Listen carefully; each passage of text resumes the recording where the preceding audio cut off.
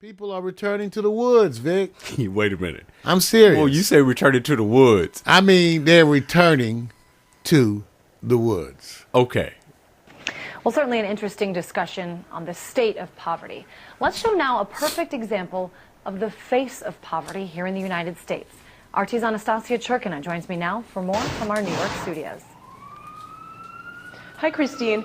You know, a very interesting point and valid point that you brought up is that many people, when they hear these staggering numbers, they don't really often associate them with real people and real broken lives. We have 1 in 7 Americans living in poverty, over 43.5 million people, and every single person has their own individual story that brought them down and has been keeping them down for several years. And that is what our report of the day is about. We take a closer look at the faces behind the statistics as we revisit a homeless village in the woods where people were forced to move because they have nowhere else to go. Take a look. America the prosperous, America the traditional, and America the broke. The picture-perfect homes and these homes are a 20-minute drive away from one another. How did I end up here? Probably through my own mistakes in life. RT revisits Tent City, a homeless camp tucked away in the woods of New Jersey. There are at least 40 people whose tragic destinies have led them to call this place home. Since we were here last time in the winter, things have changed. More tents have appeared. Some people have come and gone. But many of the people living here have been here for months, if not years. And the question that many of them ask themselves over and over again is, why are we still here? Are there really no other options left for us? Noreen Moss has been a newspaper handler for most of her life. Well, I worked for the New York Times, and I wound up having a brain aneurysm and 2 strokes. I was almost dead.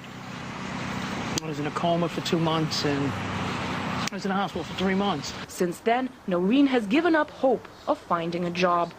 For those still trying to find work, the task is close to impossible, with the unemployment rate in the U.S. holding steady at more than 9.5% for more than a year now. Over 17 years experience, chef. Still I am looking job, not only chef job, any kind job I look. I have too many application, you know, but no, I don't find anymore. And, you know, that's very, very difficult now, find job. And those who are able to find work make less than the minimum wage. I work all day. Just pick up $5. Reverend Steve Brigham set up the camp for the homeless 4 years ago. This is our church bell. On Sunday, about 12 o'clock, we ring this to let the whole camp know that we're about ready to have our service.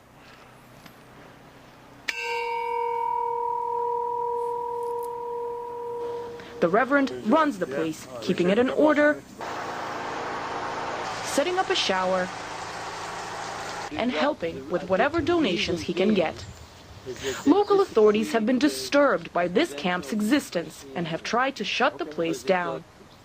People think of the homeless as people that are sometimes questionable in their character, but there's more problems outside of the homeless camp than inside of the camp.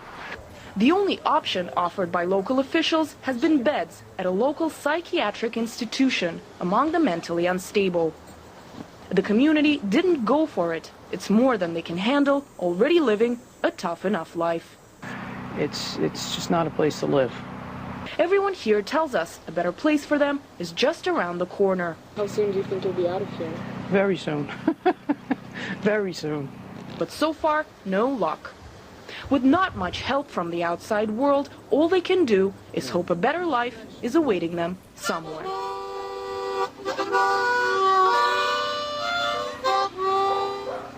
Anastasia Churkina, RT, New Jersey. Really interesting stuff. Anastasia, you mentioned that this was your second visit to the homeless camp, and you said the population there has increased. What do you think that means? Well, that's true, Christine. Last time we visited the camp was in the winter about 6 months ago, and there was about 30 people there at that time, and a lot of them were telling us that they expect to be out in the next couple of months, that they expect to find work, find a better place to live. But unfortunately, that has not been the case. we were very surprised to discover that the tent city has actually grown. There are more people there now. There's about 40, if not more, and these people are still there. And basically what it means is that things are not getting better. Things are not getting better for this small group of people, as well as for the millions of Americans who are also homeless out there right now. And you know, I should point out too, I have covered many of these homeless camps throughout California, so this is not the only one. They're certainly all over the place. It's nice that this one is actually run by somebody who helps them. But I want to tell you some of the arguments that I've heard when I've covered these camps. People say, well, why don't they just go get a job? Or they say, you know, there's homeless shelters out there. Why don't they sleep in the homeless shelters? Did you ask any of these people these questions? Absolutely, Christine. You know, basically in that county where that camp is based in Lakewood, New Jersey, there's a small homeless shelter there that won't be able to accommodate all of these people. And I did ask them, of course, if they're trying to find work, and did tell them the argument that people are saying that they're not trying hard enough, but a lot of these people are trying. We saw one person in that report who told us that he continues to send out applications every single day, and he goes wherever he can to try to find a job. And he actually dreams of being able to, the chef in that report, he dreams of being able to cook for people out of pleasure again and not out of necessity for other homeless people in the woods. I thought it was interesting how you looked at his resume. I mean, this is somebody who is not an entry level. He certainly has a lot of experience. Finally, Anastasia, I just want to know your take on how common this type of situation is, just where you are, just in the New York area.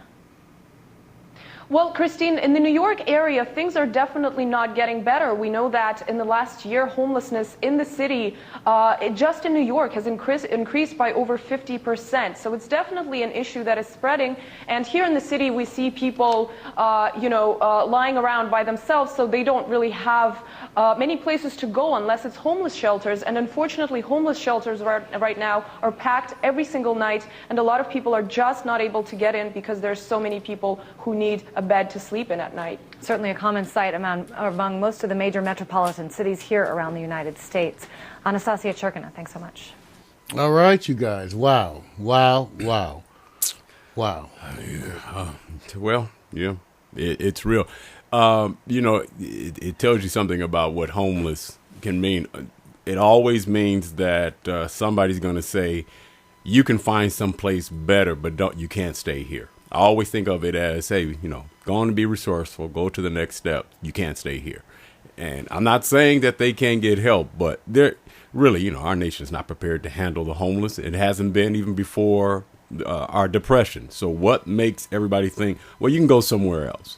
It's like passing the buck. So, it's totally passing the buck. Yeah. And really bothersome to us, especially with the fact that the future is presenting worsening situations, more of a stranglehold on the middle class, or even the lower class, just really swept underneath the rug. And so we're going to do our part to continue to keep you, advised on this. Yeah.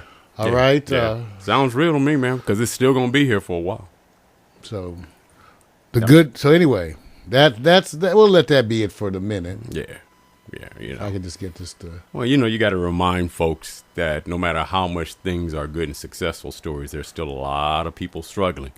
And they have some interesting report I'll bring up maybe another time in USA Today about what's going to happen as it relates to, say, the year 2040, 2050, dealing with food, population growth. And we're going to hit our 7 billion Earth population number this year. So more to come. Wow. Yeah. Wow.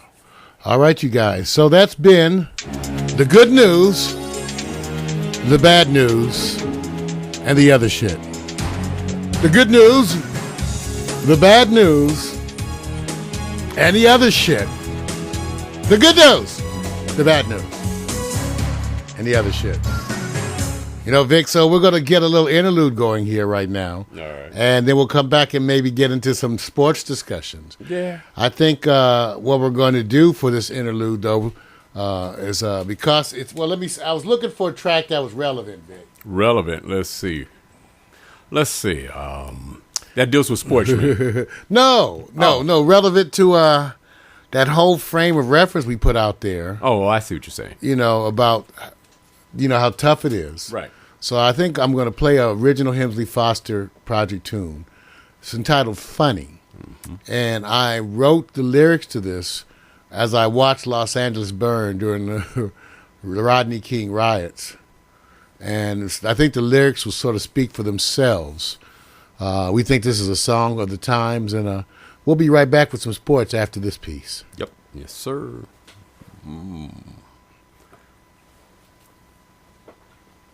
What is that, the Urban Buffer, man? It's that same Urban Buffer. I forgot about that. I forgot you guys. Urban Buffer. It's coming. It megabytes per But you're going to like this track, and you can get it free. zip code. You can get this. Remember, as you're listening, you can get it free. No, wait, megabytes per zip code. We in the wrong zip code, man. Man, you know how it is. That's jacked up. You sure you ain't got it on site? We ain't saying the right stuff. Well, hey, look. I always say, if you can't hear it, it's very obvious what's happening, and it's not a virus. You know it's not. Other than that, man, I hope you enjoyed All-Star Weekend, man. I hope you did. I did enjoy All-Star. We're going to talk about Blake Griffin's dunk. Okay. Or dunks. Dunks. We'll be back in a minute. Here's the Hemsley Foster Project, a song entitled Funny.